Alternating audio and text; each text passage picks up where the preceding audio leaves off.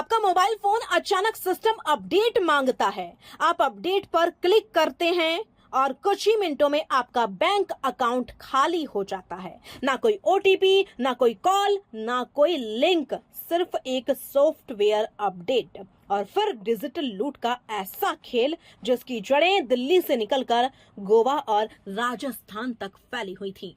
लेकिन दिल्ली पुलिस की cyber team ने इस हाईटेक गैंग का ऐसा पीछा किया कि आखिरकार गोवा के एक ठिकाने पर दो मास्टरमाइंड दबोच लिए गए।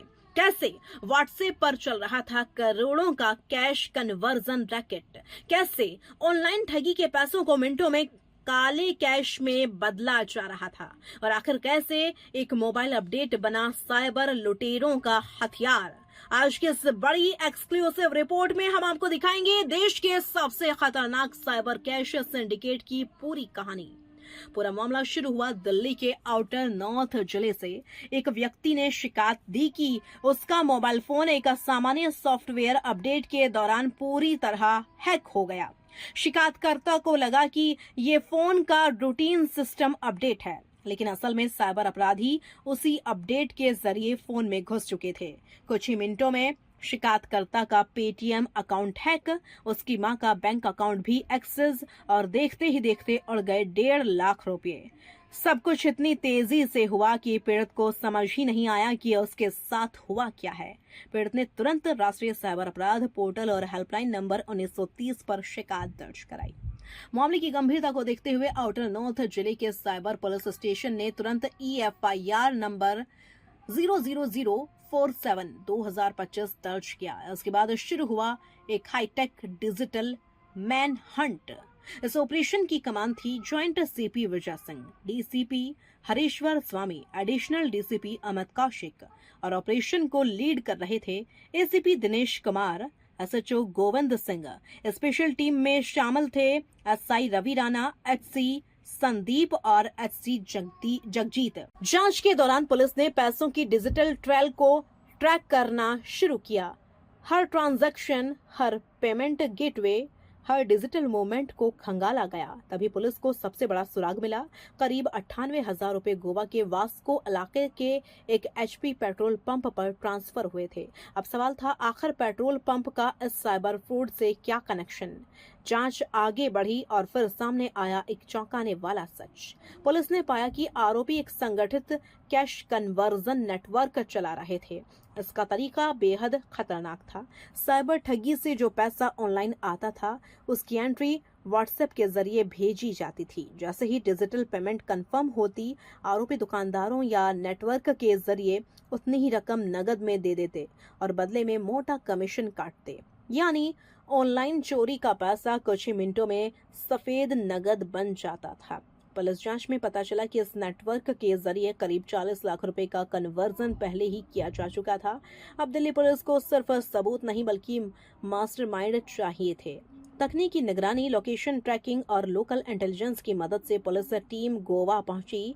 दक्षिण गोवा के मडगांव इलाके में अचानक छापा मारा गया और वहीं दबोच लिए गए दो बड़े आरोपी, अर्जुन लाल यादव उम्र 29 साल निवासी जयपुर राजस्थान, दीपेंद्र महाला उम्र 25 साल निवासी सीकर राजस्थान।